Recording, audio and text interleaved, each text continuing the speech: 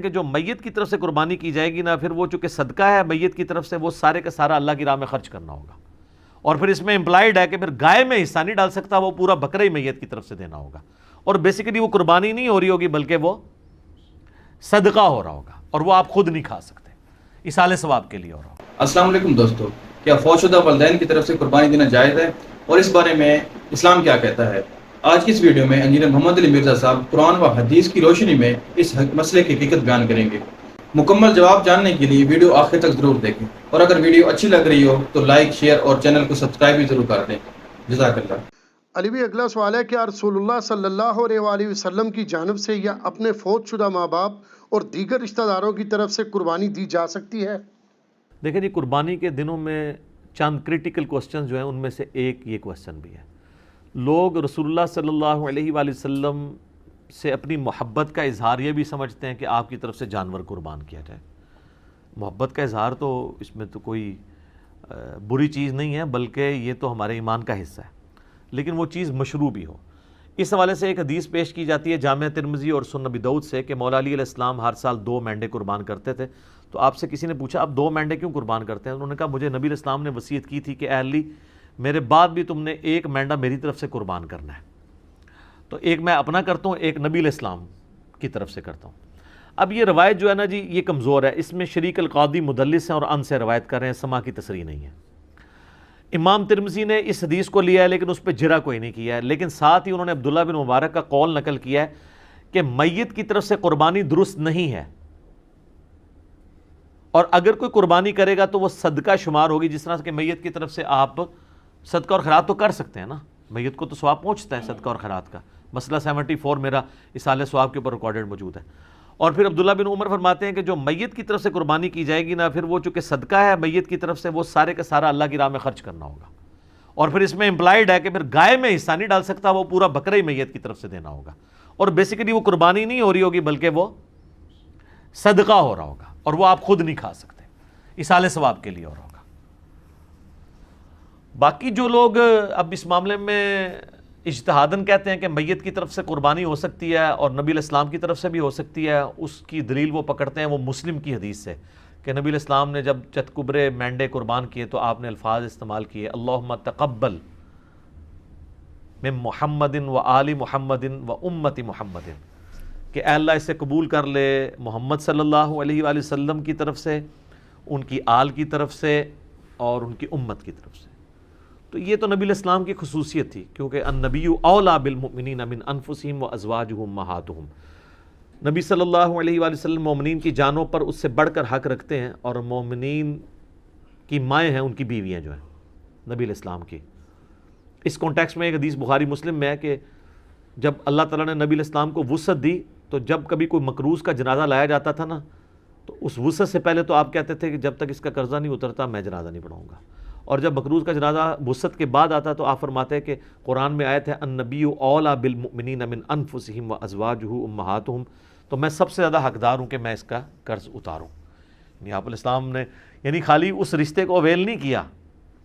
یہاں تو پیری مریدی میں لوگ کیا کہتے ہیں کہ وہ پیر کہتا ہے کہ مرید میرے لیے قربانی کرے کیونکہ میرا اس کی جان سے بڑھ کے اس پہ حق ہے. اور رسول اللہ کا تو واقعی ہم پہ ہماری جان سے بڑھ کر حق ہے، اور حضور کہہ رہے ہیں حق تو میرا ہے اس کے اوپر، لیکن جب اس پہ اس طرح کا وقت آیا تو میں اس کے روحانی باپ کی حیثیت سے اس کا قرضہ خود اتاروں گا.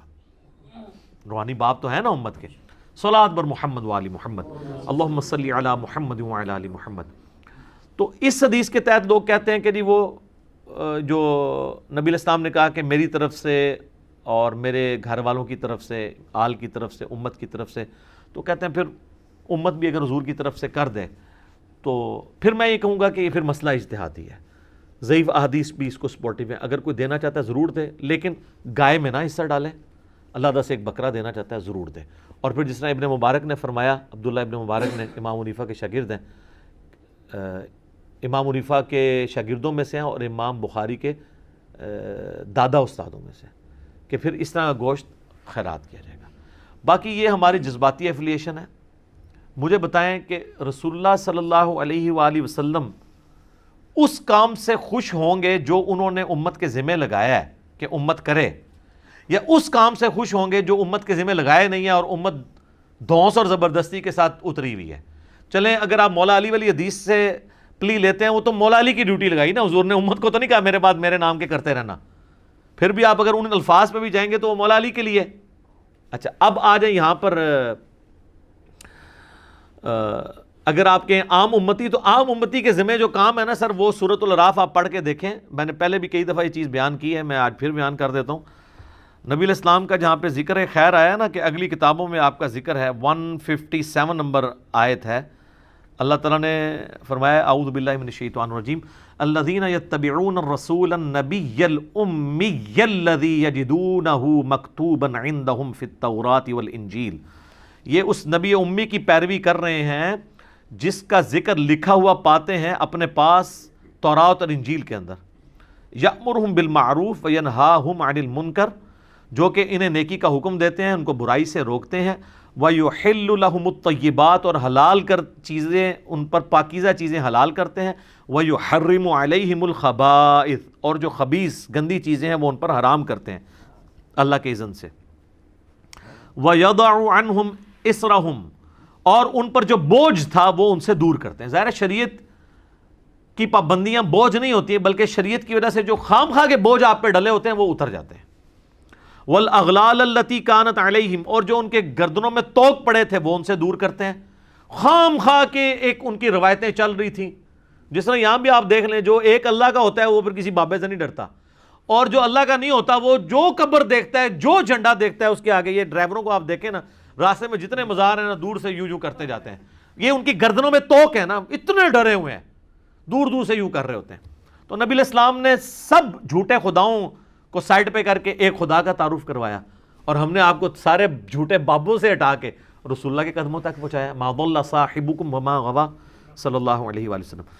پھر اللہ تعالیٰ فرماتا ہے فالذین آمنوا بہ، پس جو لوگ ان پر ایمان لائے، وعزروہ ونصروہ، اور ان کی عزت کی اور ان کی مدد کی، واتبعوا النور الذی انزل معہ، اور پیروی کی اس نور کی یعنی قرآن کی جو ان کے ساتھ نازل ہوا، اولئک هم المفلحون، ایسے ہی لوگ ہیں جو فلاح پا گئے۔ تو اللہ تعالیٰ فرما رہا ہے کہ رسول اللہ صلی اللہ علیہ وآلہ وسلم کے ساتھ محبت کا تقاضا یہ ہے کہ آپ ان پر ایمان لاؤ، قرآن کی پیروی کرو، اور رسول اللہ کی اس کاز میں جس کاز کے لیے وہ دنیا میں آئے ان کی مدد کرو۔ آج بھی رسول اللہ کی آپ نے مدد کرنی ہے، یعنی ان کے دین کی مدد کرنی ہے۔ یہ یعنی رسول اللہ صلی اللہ علیہ وسلم ہمارے محتاج نہیں ہے، لیکن جو ایک روحانی باپ کی حیثیت سے ہم پر حق ہے ان کا، جو بخاری مسلم میں آپ نے یوم النحر کے خطبے میں بھی کہا ہے اور یوم عرفہ کے خطبے میں بھی، کہ کیا میں نے اللہ کا پیغام تم تک پہنچا دیا؟ سب نے کہا یا رسول اللہ پہنچا دیا۔ آپ نے فرمایا اب تمہاری ذمہ داری ہے کہ اس پیغام کو دوسرے لوگوں تک پہنچاؤ۔ پھر 3 دفعہ آپ نے گواہ بھی کیا، اللہم اشہد اللہم اشہد اللہم اشہد، اے اللہ گواہ رہنا، اے اللہ گواہ رہنا، گواہ رہنا، یہ لوگ مان رہے ہیں کہ میں نے پیغام پہنچا دیا۔ تو نبی علیہ السلام اس کو شہادت علی الناس کہتے ہیں، اللہ کے گواہ بن کے انسانیت کے اوپر کھڑا ہونا، ٹھیک ہے۔ تو یہ آپ کی ذمہ داری ہے۔ ہم لوگ یعنی اس ٹینشن میں پڑے ہوتے ہیں کہ میں نے حضور علیہ السلام کے نام کا بکرا کرنا ہے، ٹھیک ہے، یا کوئی شخص انگوٹھے چومنے کو محبت کا اظہار سمجھتا ہے۔ سر محبت کا اظہار اس کو آپ سمجھیں، میں اس کو فیل کر سکتا ہوں، میں ایک ادنا سا انسان ہوں، مجھے میرے ساتھ جو لوگ اٹیچ ہیں، میرے لیے کوئی کھڑا ہو جاتا ہے مجھے تو برا لگتا ہے، یا کوئی میرے لیے جھک جاتا ہے یا مجھے کوئی پروٹوکول دیتا ہے تو مجھے نہیں لگتا، اچھا نہیں لگتا۔ مجھے اچھا وہ بندہ لگ رہا ہوتا ہے کہ جو ہم نے یہ دعوت توحید اور سنت کی دعوت بلند کی ہے اس کے لیے قربانیاں دے رہے ہیں۔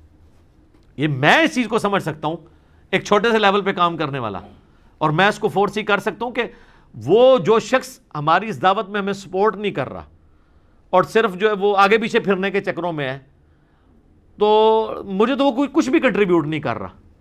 میرا بازو تو وہ بنا ہوا ہے کہ جو ہم کاز کے لیے اٹھے ہیں اس میں مجھے سپورٹ کرے، تو اس کو مجھے یہ کہنے کی ضرورت نہیں پڑے گی کہ علی بھائی میرے لیے دعا کریں، میرے اندر سے اس کے لیے دعائیں نکل رہی ہوں گی۔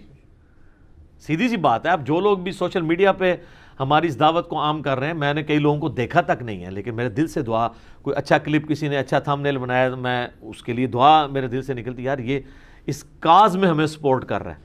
تو رسول اللہ صلی اللہ علیہ وآلہ وسلم کے تو ذمہ اتنی بڑی ذمہ داری اللہ نے لگائی ہے، وَمَا أَرْسَلْنَاكَ إِلَّا كَافَّةً لِلنَّاسِ بَشِيرًا وَنَذِيرًا، پوری انسانیت کے لیے آپ کو ڈر سنانے والا اور خوشخبری سنانے والا بنا کے بھیجا گیا۔ تو آپ علیہ السلام کی تو خوشی اس میں ہوگی کہ آپ کے ہم میسج کو آگے لے کے چلیں، نہ کہ قربانی کے دنوں میں ہم اس چکر میں پڑ دیں کہ نبی علیہ السلام کے نام کا بکرا کرنا ہے نہیں کرنا. کئی لوگ تو ایسے ہیں جو کہتے ہیں ہمارے پاس ایک ہی بکرے کے پیسے تھے تو ہم نے نبی علیہ السلام کے نام کا کر دیا, اپنا کیا ہی نہیں ہے. یہ کون سی شریعت میں عمل ہو رہا ہے؟ تو رسول اللہ صلی اللہ علیہ وآلہ وسلم اس عمل سے خوش ہوں گے جو آپ چاہتے ہیں آپ سے. آپ کی عزت کا کوئی بھی معیار جو آپ نے رکھا ہے وہ قابل قبول ہوگا, اور جو آپ صلی اللہ علیہ وآلہ وسلم نے نہیں رکھا وہ مردود بھی ہو سکتا ہے, قابل قبول بھی ہو سکتا ہے. لیکن وہ تو ڈیفینیٹلی قابل قبول ہے جو آپ نے رکھا ہے. جامعہ ترمذی میں موجود ہے, ابو داؤد اور ابن ماجہ میں ڈیٹیل حدیث ہے, اور اس حدیث کے اندر شریک القاضی مدلس ہے, لیکن سما کی تصریح سنن کبریٰ البیہقی میں موجود ہے کہ ایک صحابی قیس بن سعد کہتے ہیں میں کوفے کے پاس ہیرا نامی شہر میں گیا تو میں نے دیکھا لوگ اپنے سردار کو سجدہ کرتے ہیں. تو جب میں مدینہ سے واپس آیا تو میں نے حضور علیہ السلام کو سجدہ کیا. آپ نے فرمایا سر اٹھا, یہ کیا کر رہا ہے؟ جب میں فوت ہو جاؤں گا تم میری قبر سے گزرو گے تو کیا اس پہ بھی سجدہ کرو گے؟ ان کا نہیں یا رسول اللہ. تو آپ فرمایا پھر مجھے بھی سجدہ کیوں کر رہے ہو؟ اگر میں سجدہ جائز سمجھتا تو بیویوں سے کہتا اپنے خامدوں کو سجدہ کریں اس حق کے سبب جو اللہ نے ان کو دیا ہے. تو نبی صلی اللہ علیہ وآلہ وسلم نے اپنی عزت اور تعظیم کا وہ راستہ جو شرکی کیٹیگری میں فال کر سکتا تھا یا آپ کی تعلیمات کے خلاف تھا, اس کو سائڈ پہ کر کے آپ نے کہا یہ کام ہے کرنے کا. آپ دیکھیں کئی صحابہ ہیں جو حضور کی وفات کے وقت وہاں موجود نہیں تھے. وہ بڑی دردناک حدیث ہے. معاذ بن جبل کو جب حضور علیہ السلام نے یمن کا گورنر بنا کے بھیجا تو آپ جو ہے وہ گھوڑے کے ساتھ پیدل چل رہے تھے اور چھوڑنے آئے, اور آپ نے پھر فرمایا تھا کہ ہو سکتا ہے معاذ اب اگلی دفعہ آؤ تو تم میری قبر پہ آؤ. تو انہوں نے کہا یا رسول اللہ میں تو میں آپ کا آخری دیدار بھی نہیں کر سکوں گا. سر پوری زندگی انہوں نے قربانیاں ساتھ دی تھی, وہ تو زیادہ حقدار تھے کہ وہ حضور کے ساتھ, لیکن ان کو پتا تھا یار حضور کی کاز کے لیے ہم جا رہے ہیں. حجۃ الوداع کے موقع پر صحابہ کرام نکلے ہیں تو پھر جناب لوگوں کو پتہ نہیں کہاں کہاں انہوں نے پیغام پہنچایا ہے. جو قادسیہ یرموک لڑنے کے لیے گئے ہیں وہ تو اپنی لائف کنکلوڈ کر کے گئے ہیں نا, کتنے لوگ شہید بھی ہو گئے وہاں پہ. تو یہ آپ حضور کے نام کے جانور دینے کی بجائے نا سر حضور کی کاز کے لیے آپ ان کی مدد کریں جو اللہ تعالیٰ کی آپ سے ریکوائرمنٹ ہے, جو نبی علیہ السلام کی ریکوائرمنٹ ہے. جامعہ ترمذی ابو داؤد میں حدیث ہے, نبی علیہ السلام فرمایا اللہ اس کا چہرہ خوش و خرم رکھے جو ہماری حدیث سنے اور آگے لوگوں تک پہنچائے. حضور دعائیں دے کے گئے ہیں ان لوگوں کو جو آپ کا پیغام لوگوں تک پہنچا رہے ہیں. ٹھیک ہے, اور پھر حجۃ الوداع پہ آپ کی تلقین, پھر غدیر خم پہ آپ کی تلقین, قرآن اور اہل بیت, قرآن اور سنت, اور آگے پہنچاؤ آگے پہنچاؤ. کیوں؟ اس امت کی ذمہ داری ہے. یہ میں بار بار جو آپ کو کہہ رہا ہوں, آپ کو یہ بتایا جاتا ہے کہ اس امت کی فضیلت رسول اللہ کی وجہ سے ہے. حالانکہ اس کو ڈیپ ڈنگ کرے تو یہ اس امت کی فضیلت رسول اللہ صلی اللہ علیہ وآلہ وسلم کے خاتم النبیین ہونے کی وجہ سے ہے کہ نبیوں والا کام جو پہلے نبی کرتے تھے, چونکہ آپ پوری کائنات کے لیے پیغمبر بنا کے بھیجے گئے ہیں, وہ آپ کے بعد چونکہ اب نبی کوئی نہیں آنا تو وہ کام آپ کی امت کو ٹرانسفر ہوا ہے. اس کام کے ٹرانسفر ہونے کی وجہ سے یہ امت افضل ہے, صرف چھڑا حضور علیہ السلام کا نام لگانے کی وجہ سے نہیں. اور اگر آپ یہ کہیں میرا اجتہاد ہے تو میں آپ کو قرآن کی آیت پیش کروں گا, کنتم خیر امۃ اخرجت للناس تأمرون بالمعروف وتنہون عن المنکر وتؤمنون باللہ. تم بہترین امت ہو جو لوگوں کے نفع کے لیے نکالے گئے ہو, لوگوں کو اللہ کی طرف بلاتے ہو, یعنی لوگوں کو نیکی کی طرف بلاتے ہو, برائی سے روکتے ہو, اور اللہ پر ایمان لاتے ہو. ایمان تیسرے نمبر پہ ذکر ہوا ہے کہ ایمان سچا اس کا ہے جو لوگوں کو اللہ کی طرف بلائے, نیکی کے کاموں کی طرف برائے, برائی سے روکے. تو نبی علیہ السلام کا منصب تو یہ تھا, اور آپ کی مدد آپ نے اس طریقے سے کرنی ہے. یہ حضرت عیسیٰ علیہ السلام اپنے ساتھیوں سے جب کہہ رہے ہیں من انصاری اللہ, تو کوئی مطلب نعوذ باللہ من ذالک کو دنیاوی طور پہ کوئی فوڈ چین کھولنے کے لیے تو نہیں وہ کہہ رہے تھے, دین کے مدد کے لیے. تو حواریوں قال الحواریون نحن انصار اللہ, ہم جو ہیں وہ اللہ کے مددگار, اس کے دین کے مددگار ہیں. تو رسول اللہ کے نام کے بکرے قربان کرنے کی بجائے نا آپ دین میں ان کے لیے مدد کریں اور اس دین کے پیغام کو پہنچائیں. یہ ہے کام کرنے والا. تو باقی ساری چیزیں تو ثانوی ہیں. باقی آپ اصالہ ثواب کے اوپر مسئلہ 74 میرا دیکھ لیں. 10 لاکھ سے زیادہ لوگ وہ یوٹیوب پہ ویڈیو دیکھ چکے ہیں, بلکہ 1.2 یا 1.3 ملین کے قریب لوگ دیکھ چکے ہیں. اس میں میں نے اصالہ ثواب کی ساری شکلیں بیان کی ہیں. تو اس کیٹیگری میں یہ ضرور فال کرے گا. قربانی والا مسئلہ جو ہے وہ مختلف ہے. باقی وہ جو حدیثوں سے سہارا لیتے ہیں وہ روایتیں کمزور ہیں, اور پھر زیادہ سے زیادہ مولا علی کی خصوصیت ہوگی. اور باقی رہا رسول اللہ کا کہنا کہ محمد آل محمد اور امت محمد کی طرف سے قبول کر, تو یہ نبی علیہ السلام کی خصوصیت ہے. ورنہ تو آپ بھی جب پھر قربانی کریں تو آپ بھی کیا پھر یہ ساتھ کہیں گے کہ میری طرف سے، میرے گھر والوں کی طرف سے، رسول اللہ کی طرف سے اور پوری امت کی طرف سے قبول کر، لہٰذا پوری امت نے کرنے کی ضرورت ہی نہیں ہے. ٹھیک ہے، اس طرح تو نہیں ہے. تو اس جو خصوصیت والی چیز ہے اس کو اس طریقے سے دیکھنے کی ضرورت ہے. ٹھیک ہو گیا. جزاکم اللہ. دوستو اگر ہماری ویڈیو آپ کو معلوماتی لگی ہو تو لائک، شیئر اور چینل کو سبسکرائب ضرور کر دیں. اللہ حافظ.